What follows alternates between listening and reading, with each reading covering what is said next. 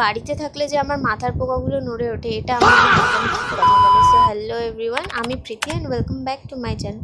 তো আমি জানি না কেন সকালবেলা ঘুম থেকে উঠে এরকমভাবে ফ্যানের দিকে দেখছিলাম, আর এটা আমার বোন ভিডিও করে রেখেছিলো। আর তারপরে আমি ফ্রেশ হয়ে এই একটা ক্লাব কচুরি দিয়ে আমার লাঞ্চ করেছিলাম।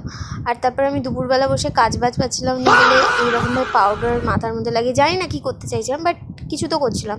আর এইসব দেখে আমাকে মা ঘর দিয়ে বের করে দিয়েছিল। আর তারপরে আমি ছাদে চলে আসি, এসে দেখি এত সুন্দর একটা সানসেট হচ্ছে। আর তারপর আমি ছাদে ঘুরছিলাম, আর তারপর আমার নজর যায় যে ও আচ্ছা, আমাদের ছাদেতে দুটো ড্র্যাগন ফ্রুটের গাছও বসিয়েছে। তো সেটাকে আমি অনেকক্ষণ ধরে দেখছিলাম। আর তারপর আমি নিচে চলে আসি, আর নিচে এসে আমার মাথায় আসে যে চলো আজকে এগরোল বানানো যাক। তো যেমন ভাবো তেমন কাজ, আমি বসে যাই এগরোল বানাতে আর বানিয়েও ফেলি।